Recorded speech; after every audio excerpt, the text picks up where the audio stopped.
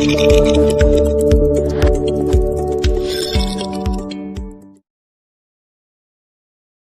Hey guys and welcome back to your channel. और अब हम लोग शुरू करने वाले हैं एक्सरसाइज 1.3 का क्वेश्चन नंबर 3।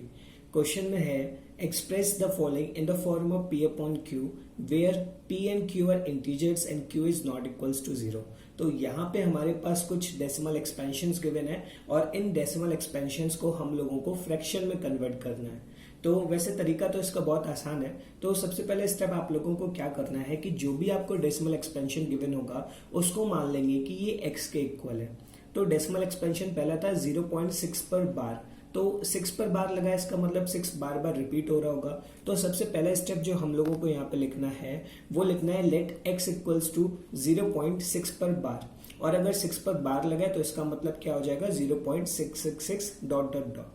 तो अभी यहाँ पे करना क्या है कि 10 के मल्टीपल्स का मल्टीप्लाई करके लिखना है। जैसे कि पहले यहाँ पे x था तो हम लोगों ने अगला स्टेप में लिखना है 10x, इसके बाद हम लोग लिखेंगे 100x, उसके बाद हम लोग लिखेंगे 1000x। अगर जरूरत पड़ेगी तो जितने भी मल्टीपल्स के हम लोगों को जरूरत होगी हम लोग उतने का मल्टीप्लाई करा लेंगे। अब ये चेक कैसे करना है तो उसका मैं तरीका बता देता हूँ। तो यहाँ पे x की वैल्यू क्या थी 0.6, तो अगर 10 का मल्टीप्लाई x में कराया तो 10 का मल्टीप्लाई यहाँ पर भी कराना पड़ेगा। तो अगर इस केस में हम लोग 10 का मल्टीप्लाई कराते हैं तो ये हो जाएगा 6.666।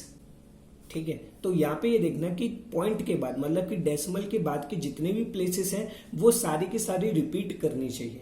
अगर ये डिजिट्स रिपीट नहीं करती हैं तो हम लोग आगे और मल्टीप्लाई कराते हैं। सपोज यहाँ पर अगर ये पॉइंट के बाद भी रिपीट नहीं करता तो यहाँ पे हम लोगों को 10 का और मल्टीप्लाई कराना पड़ता, तो ये हो जाता हमारा 100x। तब उसके बाद हम लोग चेक करते हैं कि पॉइंट के बाद ये सारी प्लेसेस रिपीट हो रही है या नहीं हो रही है। तो हमारी सारी प्लेसेस यहीं पर रिपीट हो चुकी हैं तो आगे मल्टीप्लाई करने का कुछ बनता नहीं है। तो आगे क्या करना है कि जो पहला वाला स्टेटमेंट था इसको हम लोग मान लेंगे इक्वेशन 1 और दूसरे वाले स्टेटमेंट को मान लेंगे इक्वेशन 2।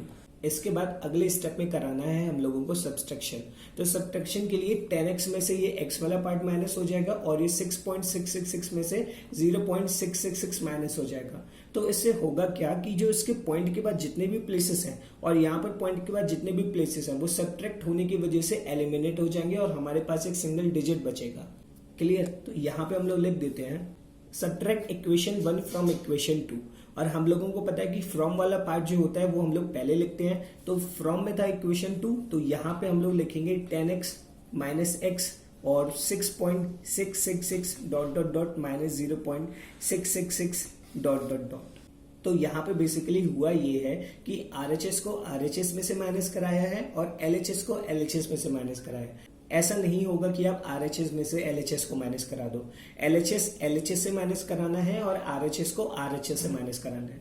तो यहाँ पर अगर हम लोग 10x में से सिंपल 1x माइनस कर देंगे तो यहाँ पे बचेगा 9x। और अगर हम लोग यहाँ पे देखें तो पॉइंट के बाद सारी प्लेसेस दोनों में सेम है तो बाकी की सारी प्लेसेस एलिमिनेट हो जाएंगी, बस हम लोगों को पॉइंट के पहले वाला देखना है। तो यहाँ पे था 6, यहाँ पे था 0, तो अगर 6 में से 0 माइनस करेंगे तो हमारा बचेगा 6। और यहाँ पे हम लोगों को सिर्फ x की वैल्यू बतानी है। तो 9 यहाँ पे मल्टीप्लाई में था और अगर 9 को इक्वल के उस साइड बेचेंगे तो ये चला जाएगा डिवीजन में। तो डिवीजन में आने के बाद ये हमारा सिंपल सा फ्रैक्शन बचता है। और यहाँ पर अगर हम लोग देखें तो इस फ्रैक्शन को हम लोग सिंप्लीफाई भी कर सकते हैं। तो सिंप्लीफाई करने के बाद यहाँ पे x की वैल्यू बचेगी 2/3। तो यहाँ पे हुआ ये कि सबसे पहले x को हम लोगों ने माना था x इक्वल्स टू 0.666 और यहाँ पर x की वैल्यू कितनी आ चुकी है 2/3। तो ये जो डेसिमल एक्सपेंशन दिया था इस डेसिमल एक्सपेंशन को हम लोगों ने फ्रैक्शन फॉर्म में रिप्रेजेंट कर दिया। और फ्रैक्शन फॉर्म में रिप्रेजेंट करने के साथ साथ जो p और q है वो दोनों क्या है, इंटीजर्स हैं। और यहाँ पर q की वैल्यू जो है वो 0 के इक्वल नहीं है, जो कि क्वेश्चन में कंडीशन दे रखी थी वो यहाँ पे कंडीशन भी फुलफिल हो जाती है। तो ये था हमारा पहला पार्ट, इसको आप नोट कर लीजिए। इसके बाद हम लोग दूसरा पार्ट करते हैं। सेकंड पार्ट है हमारा 0.47 पर बार और जो बार लगा हुआ है वो सिर्फ और सिर्फ 7 पर है। इसका मतलब 4 रिपीट नहीं करेगा, यहाँ पर सिर्फ और सिर्फ 7 रिपीट करेगा। तो हम लोग अपना पहला स्टेप लिखते हैं लेट x इक्वल्स टू 0.47 पर बार। और अगले स्टेप में इसको हम लोग रिपीटिंग फॉर्म में लिखते हैं, that is x equals to 0.47777 dot dot dot. Clear? इसके बाद क्या करना होता है हम लोगों को मल्टीप्लीकेशन।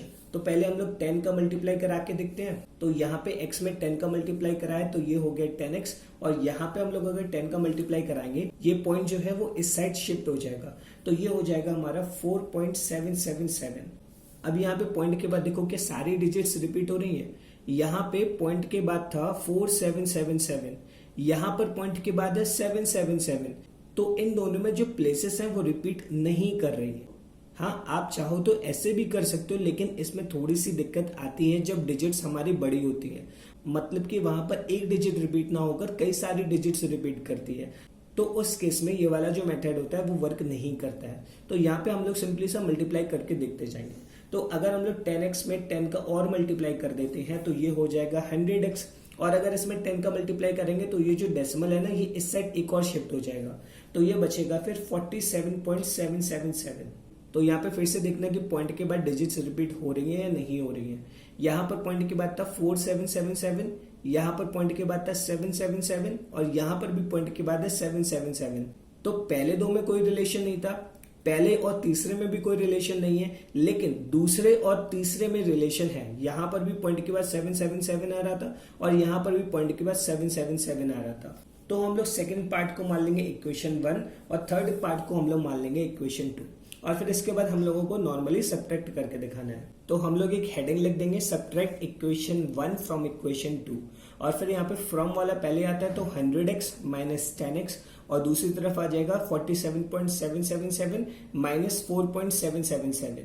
तो जब 100x में से 10x को माइनस करेंगे तो ये बचेगा हमारा 90x, और क्योंकि यहाँ पर पॉइंट के बाद 777 और यहाँ पर भी पॉइंट के बाद 777 है, तो ये दोनों तो हो जाएंगे एलिमिनेट, बस हम लोगों को पॉइंट के पहले वाला देखना है। तो 47 में से अगर 4 को माइनस करते हैं तो ये बचता है हमारा 43, और क्योंकि यहाँ पर भी हम लोगों को सिर्फ और सिर्फ x की वैल्यू बतानी थी, तो x की वैल्यू को फाइंड करने के लिए ये जो 90 का यहाँ पे मल्टीप्लीकेशन है इसको हम लोग इक्वल के इस साइड भेजेंगे, और अगर इसको इक्वल के इस साइड भेजते हैं तो ये चला जाएगा डिवाइड में, और ये हो जाएगी हमारी फाइनल x की वैल्यू।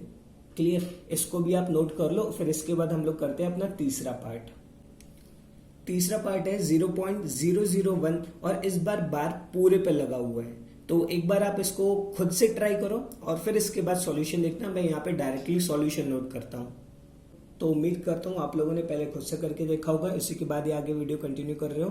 तो सबसे पहले हम लोगों ने क्या किया कि जो हम लोगों को डेसिमल एक्सपेंशन गिवन था उसको हम लोगों ने माना है x, और उसके बाद मैंने यहाँ पे लिख दिया है इसको एक्सपेंडेड फॉर्म में, मतलब कि ये 001 001 करके रिपीट करता रहेगा। तो मैंने यहाँ पे डॉट डॉट डॉट लगाकर इसको लिख दिया है। इसके बाद हम लोगों ने 10 का मल्टीप्लाई करके देखा, तो यहाँ पे 0.0 आएगा, तो 2 0 लिखने का मतलब नहीं है, तो मैंने यहाँ पे सिंपली 0 लिखा हुआ है, और जो डेसिमल था वो इस साइड एक ट्रांसफर हो चुका है, तो ये बचेगा 01001। और इसके बाद जब हम लोग कंपेयर कराएंगे तो ये रिपीट नहीं कर रहा है, क्योंकि यहाँ पे 2 0 थे, यहाँ पे 1 0 आ रहा है, तो हम लोगों को और मल्टीप्लाई करके देखना पड़ेगा।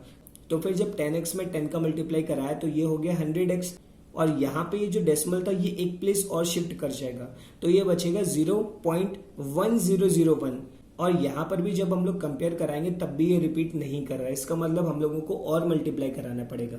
तो जब 100x में 10 का और मल्टीप्लाई कराया तो ये हो जाएगा 1000x, और यहाँ पे ये हो जाएगा 1.001001 डॉट डॉट डॉट। तो यहाँ पे देखो पहला वाला पार्ट यहाँ पे क्या था 0.001001, और यहाँ पर भी हो गया 0.001, मतलब कि ये रिपीट करने लगा है। तो अब हम लोग अपना सब्ट्रैक्शन परफॉर्म करा सकते हैं। तो यहाँ पे जब हम लोग सब्ट्रैक्ट कराएंगे तो 1000x में से x को माइनस किया तो ये बचा 999x, और यहाँ पे सिंपली सा बचेगा 1, और जब हम लोग यहाँ पे x की वैल्यू निकालेंगे तो ये बचेगी 1/991, and that's is the final answer.